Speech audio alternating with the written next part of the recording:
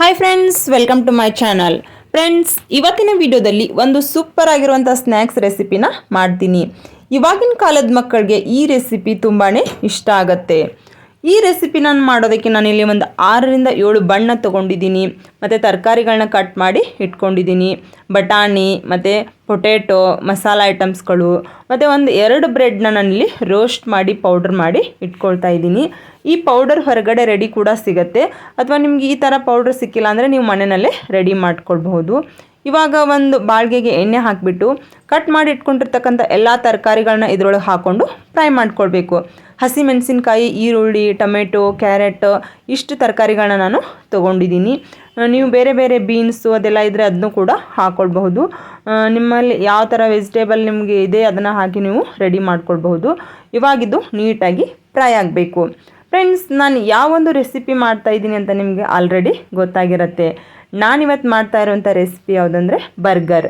ಮನೆಯಲ್ಲೇ ಬರ್ಗರ್ನ ಯಾವ ರೀತಿ ಮಾಡೋದು ಅಂತ ನಾನು ನಿಮಗೆ ತೋರಿಸ್ತೀನಿ. ಇವಾಗ ಇದು ನೀಟಾಗಿ ಫ್ರೈ ಆದಮೇಲೆ ಇದಕ್ಕೆ ಒಣ ಖಾರದ ಪುಡಿ, ಅರಿಶಿನ, ಉಪ್ಪು ಮತ್ತು ಪೆಪ್ಪರ್ ಪೌಡರ್, ಗರಂ ಮಸಾಲೆ ಎಲ್ಲನೂ ಹಾಕಿ ಇದನ್ನು ಮಿಕ್ಸ್ ಮಾಡ್ಕೊಳ್ಬೇಕು. ಇದು ಎಲ್ಲ ಫ್ರೈ ಆಗಬೇಕು. ಫ್ರೈ ಆದಮೇಲೆ ನಾವು ಇದಕ್ಕೆ ಒಂದು ಅರ್ಧ ಫ್ರೈ ಆದಮೇಲೆ ಇದಕ್ಕೆ ಕುದಿಸಿಟ್ಕೊಂಡಿರ್ತಕ್ಕಂಥ ಬಟಾಣಿನ ಹಾಕ್ಕೊಳ್ಬೇಕು. ಬಟಾಣಿನೂ ಅಷ್ಟೇ, ನಾನಿಲ್ಲಿ ಹಸಿ ಬಟಾಣಿ ತೊಗೊಂಡಿಲ್ಲ, ಒಣಗಿರೋ ಬಟಾಣಿನ ನೆನೆಸಿ ಕುಕ್ಕರಿಗೆ ಹಾಕಿ ಇಲ್ಲಿ ಬಾಯ್ಲ್ ಮಾಡಿ ಇಟ್ಕೊಂಡಿದ್ದೀನಿ. ಇಲ್ಲಿ ಬಾಯ್ಲ್ ಮಾಡ್ಕೊಳ್ಬೇಕಾದ್ರೆ ಇದು ಕರೆಕ್ಟಾಗಿ ಬಾಯ್ಲ್ ಆಗಬೇಕು. ಸ್ವಲ್ಪ ಗಟ್ಟಿ ಗಟ್ಟಿ ಉಳಿದ್ರೆ ಇದು ಇಲ್ಲಿ ನಾವು ಉಂಡೆ ಕಟ್ಟಬೇಕಾದ್ರೆ ಬರೋದಿಲ್ಲ. ಅದಕ್ಕೋಸ್ಕರ ಎಷ್ಟು ಬಾಯ್ಲ್ ನೀಟಾಗಿ ಆಗ್ತೈತಿ ಅಷ್ಟು ಕರೆಕ್ಟಾಗಿದ್ದು ಬರ್ತೈತಿ. ಇವಾಗಿದ್ದು ರೆಡಿ ಆಯಿತು. ಎಲ್ಲ ರೆಡಿ ಆದಮೇಲೆ ನಾವು ಇದನ್ನು ಸ್ವಲ್ಪ ಎತ್ತಿಟ್ಕೊಳ್ಬೇಕು ಸಪ್ರೇಟಾಗಿ. ಇನ್ನು ಅರ್ಧದಲ್ಲಿ ನಾವು ಇದನ್ನು ಬೊಟೆಟೊನ ಹಾಕಿ ಪೊಟೆಟೊ ಜೊತೆ ನೀಟಾಗಿ ಇದನ್ನು ಮಿಕ್ಸ್ ಮಾಡಿ ಎಲ್ಲನೂ ಮಿಕ್ಸಿಂಗ್ ಮಾಡ್ಕೊಳ್ಬೇಕು. ಮಿಕ್ಸಿಂಗ್ ಆದಮೇಲೆ ನಾವು ಇದನ್ನು ಒಂದು ಉಂಡೆ ಹದದೊಳಗೆ ರೆಡಿ ಮಾಡ್ಕೊಳ್ಬೇಕು. ಅಂದರೆ ಇದನ್ನು ನಾವು ವಡೆ ಮಾಡ್ಕೊಳ್ಬೇಕು. ಇವಾಗಿದು ರೆಡಿ ಆಯಿತು. ಒಂದು ಕೈಯಿಂದನೇ ನೀಟಾಗಿ ಇದನ್ನು ಮಿಕ್ಸ್ ಮಾಡ್ಕೊಳ್ಬೇಕು. ಇದು ಈ ಥರ ಗಟ್ಟಿಯಾಗಿ ಬರಬೇಕು. ಸ್ವಲ್ಪ ನೀರೆಲ್ಲ ಹಾಕಬಾರ್ದು. ತರಕಾರಿ ಬೇಯಿಸಬೇಕಾದ್ರೆ ನೀರು ಹಾಕಿದರೆ ಇದು ಎಲ್ಲ ಸ್ವಲ್ಪ ಮಿದುವಾಗಿಬಿಡ್ತೈತಿ. ಮಿದುವಾದರೆ ಇದು ಒಡೆಯೋ ಚಾನ್ಸಸ್ ಇರ್ತೈತಿ. ನಾನಿಲ್ಲಿ ಇಷ್ಟು ಕರೆಕ್ಟಾಗಿ ಮಾಡಿದ್ರೂ ಕೂಡ ಇದು ನಂದು ಸ್ವಲ್ಪ ಆಯಿಲ್ ಒಳಗೆಲ್ಲ ಬಿಟ್ಕೊಳ್ತು. ಆ ಥರ ಏನಾದರೂ ಆದರೆ ನೀವು ಮತ್ತೆ ಇದಕ್ಕೆ ಸ್ವಲ್ಪ ಕಡಲೆ ಹಿಟ್ಟನ್ನ ಹಾಕಿಬಿಟ್ಟು ಮಿಕ್ಸ್ ಮಾಡ್ಕೋಬಹುದು. ಇವಾಗ ನಾವು ವಡೆ ಅದೆಲ್ಲ ಮಾಡಬೇಕಾದ್ರೆ ಮನೆಯೊಳಗೆ ಇವಾಗ ಬಟಾಟೊ ಬೋಂಡ ಇರ್ಬೋದು ಅಥವಾ ಬೇರೆ ಥರ ಏನಾದರೂ ಮಾಡಬೇಕಾದ್ರೆ ಕಡಲೆ ಹಿಟ್ಟು ಮಿಕ್ಸ್ ಮಾಡ್ಕೊಳ್ತೀವಿ. ಆ ಥರ ಸ್ವಲ್ಪ ಒಂದು 2-3 ಸ್ಪೂನನ್ನು ಹಾಕಿ ನೀವು ಮಿಕ್ಸಿಂಗ್ ಮಾಡ್ಕೊಳ್ಬೇಕು.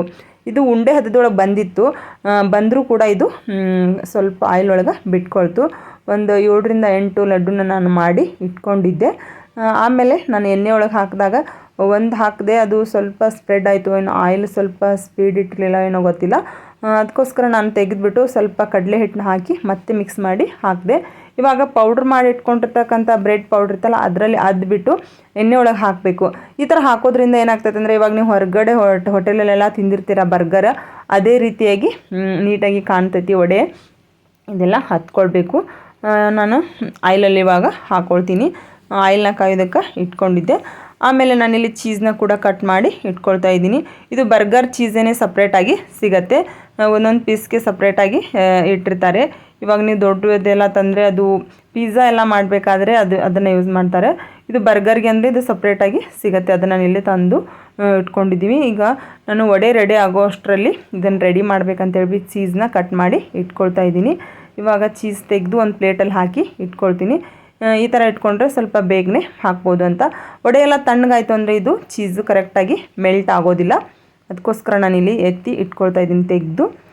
ಅಲ್ಲಿವರೆಗೂ ನಾನಿಲ್ಲಿ ವಡೆನ ಫ್ರೈ ಮಾಡ್ಕೊಳ್ತಾ ಇದ್ದೆ. ಇವಾಗ ಒಂದು ಪ್ಲೇಟಲ್ಲಿ ಇದನ್ನೆಲ್ಲ ತೆಗೆದು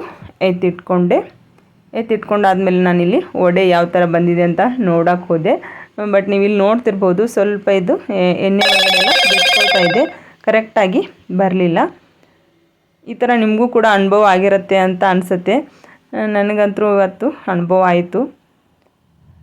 ನೋಡಿ ಯಾವ ಥರ ಎಲ್ಲ ಎಣ್ಣೆ ಒಳಗೆ ಸ್ಪ್ರೆಡ್ ಆಗ್ತಾಯಿದೆ ಅಂಥೇಳಿ. ಈ ಥರ ಸ್ಪ್ರೆಡ್ ಆಗಬಾರ್ದು. ಸ್ಪ್ರೆಡ್ ಆದರೆ ಅದು ವಡೆ ಆಗೋದೆಲ್ಲ ಎಲ್ಲೋ ಒಡೆದೋಗ್ಬಿಡ್ತೈತೆ. ಸ್ವಲ್ಪ ಹಿಂದೆ ಹೊರಗಡೆ ಎಲ್ಲ ಬಿಟ್ಕೊಳ್ತು. ಆಮೇಲೆ ನಾನು ಸ್ವಲ್ಪ ಚೇಂಜಸ್ ಮಾಡಿ ಮತ್ತೆ ಮಾಡಿದೆ. ಆವಾಗ ವಡೆ ಕರೆಕ್ಟಾಗಿ ಬಂತು. ಅಲ್ಲಿವರೆಗೂ ನಾನು ಬ್ರೆಡ್ನೆಲ್ಲ ಕಟ್ ಮಾಡಿ ಅದಕ್ಕೆ ಟೊಮೊಟೊ ಸಾಸ್ನ ಹಚ್ಕೊಳ್ತಾ ಇದ್ದೀನಿ.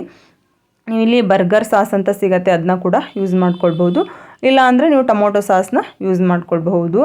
ಟೊಮೊಟೊ ಸಾಸ್ನ ಹಾಕಿ ನಾನಿಲ್ಲಿ ಮಾಡ್ತಾಯಿದ್ದೀನಿ.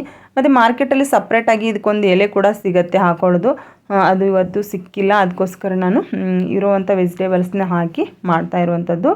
ಇವಾಗೆಲ್ಲನೂ ನಾನು ಟೊಮೊಟೊ ಸಾಸ್ ಹಾಕಿ ಇಟ್ಕೊಂಡೆ. ಮತ್ತು ಸ್ವಲ್ಪ ಪಲ್ಯನ ಎತ್ತಿಟ್ಕೊಂಡಿದ್ವಲ್ಲ ಅದನ್ನು ಇದ್ರ ಮೇಲೆ ಹಾಕ್ಕೊಂಡು, ಮತ್ತು ಕಟ್ ಮಾಡಿ ಇಟ್ಕೊಂಡಿರ್ತಕ್ಕಂಥ ಟೊಮೊಟೊ ಮತ್ತು ಈರುಳ್ಳಿ ಇದನ್ನು ರೌಂಡ್ ಶೇಪಲ್ಲಿ ಕಟ್ ಮಾಡಿ ಇಟ್ಕೊಂಡಿದ್ದೀನಿ. ಮತ್ತು ಸ್ವಲ್ಪ ಕೋಬೀಸ್ನ ಕೂಡ ಚಿಕ್ಕ ಚಿಕ್ಕದಾಗಿ ಕಟ್ ಮಾಡಿ ಇಟ್ಕೊಂಡಿದ್ದೆ. ಅದೆಲ್ಲನೂ ಇದರ ಮೇಲೆ ಹಾಕಿಬಿಟ್ಟು ಆಮೇಲೆ ಇದಕ್ಕೊಂದು ವಡೆನ ಹಾಕಿ ಫೈನಲಾಗಿ ನಾವು ಮೇಲ್ಗಡೆ ಒಂದು ಬಣ್ಣ ಹಾಕಿದರೆ ನಮಗೆ ಬರ್ಗರ್ ರೆಡಿ ಆಗುತ್ತೆ. ಇದು ಸ್ವಲ್ಪ ತಣ್ಣಗಾಗಿದ್ದರಿಂದ ನಾನು ಇಲ್ಲಿ ಬಿಸಿಯಾಗಿರೋದನ್ನು ತೆಗೆದು ಹಾಕ್ಕೊಂಡೆ. ಇವಾಗ ಇದ್ರ ಮೇಲೆ ನಾನು ಚೀಸ್ನ ಹಾಕ್ಕೊಳ್ತೀನಿ. ಚೀಸ್ ಹಾಕಿದರೆ ಇದು ಬಿಸಿ ಮೇಲೆ ಹಾಕಿದರೆ ಕರೆಕ್ಟಾಗಿ ಮೆಲ್ಟ್ ಆಗ್ತೈತಿ. ಇವಾಗ ನೋಡಿ ಇದರ ಮೇಲೆ ನಾವು ಉಳಿದಿರುವಂಥ ಅರ್ಧ ಬಣ್ಣನ ಹಾಕಿ ಕೊಟ್ಟರೆ ಇವಾಗ ನಮ್ಮ ಬರ್ಗರ್ ರೆಡಿ ಆಯಿತು. ನೋಡಿದ್ರಲ್ಲ ಫ್ರೆಂಡ್ಸ್, ಈ ವಿಡಿಯೋ ನಿಮಗೆ ಇಷ್ಟವಾದರೆ ಲೈಕ್ ಮಾಡಿ, ಶೇರ್ ಮಾಡಿ, ಕಮೆಂಟ್ ಮಾಡಿ. ನಮಸ್ಕಾರ ಫ್ರೆಂಡ್ಸ್.